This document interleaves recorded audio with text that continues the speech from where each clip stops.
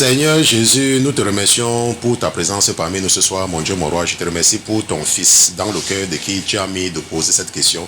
Nous te disons merci d'être toujours présent avec nous et nous te remercions pour ta fidélité au nom de Jésus-Christ.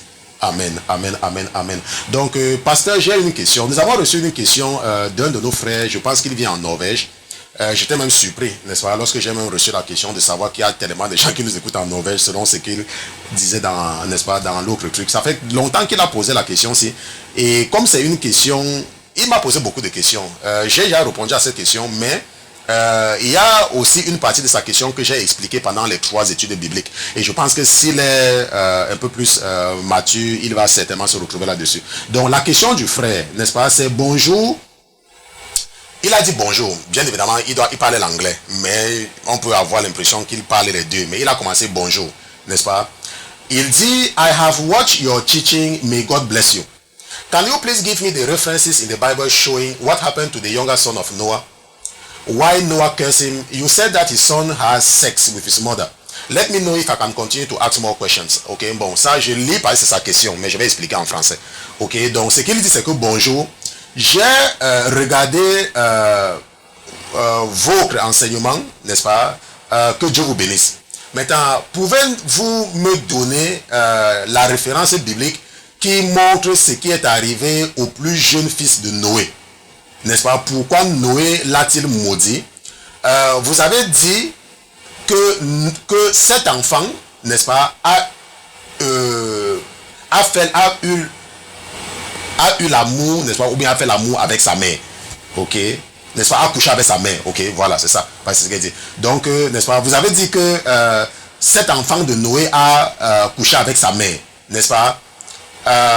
Faites-moi savoir si je peux continuer à vous poser plus de questions. Donc, c'est ce qu'il a posé en anglais, ok, j'ai seulement lui été en train d'interpréter. Donc, la question de notre frère, si je veux, n'est-ce pas, résumer, c'est que, plusieurs fois je vous ai enseigné, n'est-ce pas, l'abomination de Cham, n'est-ce pas, l'un des enfants de Noé, n'est-ce pas, comment est-ce qu'il a couché avec sa mère et l'enfant de Cana est né. Et apparemment il a écouté cela, mais il n'a peut-être pas écouté l'enseignement où j'entrais dans les détails. Il a certainement écouté ça dans un de mes enseignements récents et il veut donc des références bibliques. Ok. Bon, maintenant, avant de répondre à notre frère, je voudrais également revenir sur quelque chose, n'est-ce pas, je pense que j'ai déjà dit ça ici là. Ok. C'est vrai que le pasteur Christian il est jeune, n'est-ce pas? C'est vrai que je suis jeune, n'est-ce pas? Je ne suis pas aussi jeune que ça. C'est parce que l'Esprit de Dieu me maintient tellement jeune. Ok. Ceux qui connaissent mon âge vont être étonnés que mais quand on regarde le pasteur Christian, il a peut-être, mais il est, oui, c'est parce que quand tu vis avec le Seigneur et que l'Esprit de Dieu en toi, tu ne vieillis pas. Ok. Ça c'est classique. La Bible nous dit que Abraham va vivre très longtemps, n'est-ce pas? Plus de 170 ans. Ok. Isaac va vivre très longtemps. Lorsque tu marches avec le Seigneur, tu ne vieillis pas. Parce que tu n'as pas le temps d'avoir les pensées négatives sur les gens.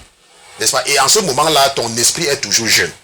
Bon, maintenant, le fait que je sois jeune ne doit pas vous amener, surtout vous qui êtes mes aînés, n'est-ce pas, à m'écrire n'importe comment. Ok? Lorsque vous m'écrivez, il faut savoir que vous êtes en train d'écrire à Dieu. Ok? Ça n'a rien à voir avec le pasteur Christian. N'est-ce pas? Lorsque tu écris à un pasteur, il faut toujours savoir que tu es en train d'écrire au Saint-Esprit. Et tu dois utiliser toutes les formes de politesse possibles. Tu ne peux pas seulement écrire à un pasteur n'importe comment. Parfois, quand je lis les correspondants de certaines personnes, ça me donne parfois une idée de leur niveau spirituel. Ça me donne généralement une idée. Parce que lorsque tu écris, n'est-ce pas, c'est comme moi de la même façon quand je vous réponds. N'est-ce pas, pour vous qui m'avez déjà écrit et que je vous ai répondu, vous vous êtes rendu compte que de la façon que je vous réponds, n'est-ce pas, lorsque tu écris, ce n'est pas seulement valable pour le pasteur Christian. Quand tu écris ou quand tu t'adresses à un homme de Dieu, il ne faut pas regarder l'être humain. Regarde l'autorité qu'il représente. Donc quand tu prends la peine d'écrire au pasteur, tu dis bonjour pasteur. Excusez-moi pasteur, il faut trouver les formes de politesse pour quand tu écris à un homme de Dieu. Est-ce que tu me comprends? Voilà. Maintenant, c'est vrai que nous avons enseigné que quand on enseignait pourquoi Dieu n'aime pas l'alcool, pourquoi un chrétien ne doit pas boire l'alcool, et nous avons expliqué pourquoi, et nous avons vu les conséquences de l'alcool dans le livre de la Genèse au temps de Noé même. Maintenant, la Bible nous dit dans Genèse chapitre 20, verset 20, Genèse chapitre 9, verset 20 à 25, et nous allons lire ensemble, n'est-ce pas? Nous avons encore 5 minutes. Or, Noé commença à cultiver la terre et planta de la vigne, et il but du vin. Et la Bible dit qu'il but du vin. Et s'enivra. Et la Bible dit qu'il avait saoulé. Et se découvrit au milieu de sa tente. N'est-ce pas? Et se découvrit au milieu de sa tente. Et Cham, père de Canaan, ayant vu la nudité de son père, le rapporta dehors à ses deux frères, n'est-ce pas, qui est Shem et Japhet, parce qu'il avait 3 fils, n'est-ce pas? Mais Sem et Japhet prirent le manteau, le mit tous sur leur épaule et marcha en arrière. Il couvrit la nudité de leur père. Et comme leur visage était tourné, il ne vit point la nudité de leur père. Et Noé, réveillé de son vin, apprit ce que son fils cadet lui avait fait. Et il lui dit, maudit soit Canaan, il sera serviteur des serviteurs de ses frères. Donc la Bible dit que Noé va boire, il va saouler et il va se découvrir dans sa tente. Et la Bible dit que Sem et Japhet, n'est-ce pas, vont couvrir la nudité de leur père. Et la Bible dit que Dieu va maudire Canaan, n'est-ce pas? Et nous savons que Canaan, c'est le père des Cananéens.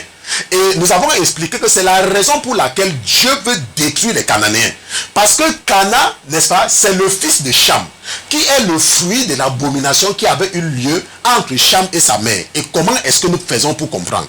Maintenant, ce que nous avons toujours dit, c'est qu'il faut toujours connaître et définir les mots dans le contexte biblique. Donc la Bible ne définit pas de la même façon les mots comme le monde définit les mots. Et la Bible dit que Canaan, n'est-ce pas? La Bible dit que Cham, père de Canaan, ayant vu la nudité de son père, n'est-ce pas? Qu'est-ce que cela veut dire de voir la nudité de son père? Qu'est-ce que cela veut dire? Maintenant, si tu regardes dans le monde, tu vas croire que Noé était nu. C'est ce que tu vas croire. Quand on va dire que Cham avait vu la nudité de son père, tu vas croire que Noé était nu. Ce n'est pas vrai, parce que ce n'est pas ça que cela veut dire sur le plan biblique. Ok? Maintenant, que veut dire voir la nudité de ton père selon la Bible? Maintenant, si nous partons dans Lévitique chapitre 20, verset 11. Lévitique chapitre 20, verset 11. La Bible dit que si un homme couche avec la femme de son père, il découvre la nudité de son père. Ils seront tous deux punis de mort, leur sang sera sur eux. Donc la Bible dit que si quelqu'un couche avec la femme de son père, ça veut dire qu'il a découvert la nudité de son père. Donc ce qui s'est passé dans Genèse chapitre 20, quand la Bible dit dans Genèse chapitre 9 verset 22 que et Cham, père de Canaan, ayant vu la nudité de son père, ça veut dire quoi? Ça veut dire qu'il avait couché avec la femme de son père. Bon, maintenant, comment pouvons-nous affirmer que c'est sa mère? La Bible également nous répond dans Genèse chapitre 7 verset 7. La Bible dit dans Genèse chapitre 7 verset 7 que Noé entra dans l'arche et ses fils, sa femme, pas ses femmes. La Bible dit que Noé était entré dans l'arche avec ses fils, sa femme et les femmes de son fils. Est-ce qu'on se comprend? Donc nous savons donc que Noé était entré dans l'arche avec sa femme et ses fils. Et la Bible nous dit que Cham va découvrir la nudité de Noé. Et la Bible nous dit dans Lévitique chapitre verset 11 que si un homme couche avec la femme de son père, donc ça veut dire que Cham avait couché avec sa mère. Et à cause de quoi? À cause de l'alcool. Est-ce que c'est comment? À cause de l'alcool. Et sa mère, n'est-ce pas, va donc tomber enceinte de son fils. Et l'enfant qu'on appelle Canaan va naître, qui est une abomination. C'est pour ça que les enfants de Shem, sachant qui est Canaan, sachant qui sont les Cananéens, les qualifient de chiens.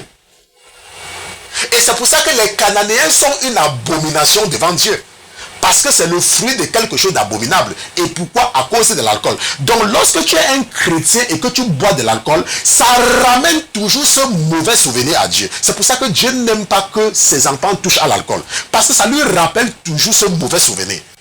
Est-ce que tu comprends? Donc c'est un peu cela. J'avais déjà répondu aux frères et j'avais déjà enseigné cela ici là. Mais si tu nous écoutes également récemment, n'est-ce pas, ça t'aide également de comprendre pourquoi un chrétien ne boit pas de l'alcool. Il ne faut pas laisser que le diable te trompe, que Paul a dit à Timothée que ne bois pas seulement de l'eau. Non.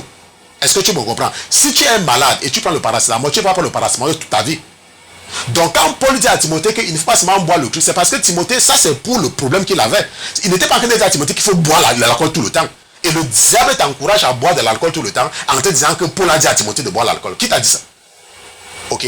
Donc nous avons donc répondu à la question, n'est-ce pas, de notre frère. C'était pasteur, j'ai une question.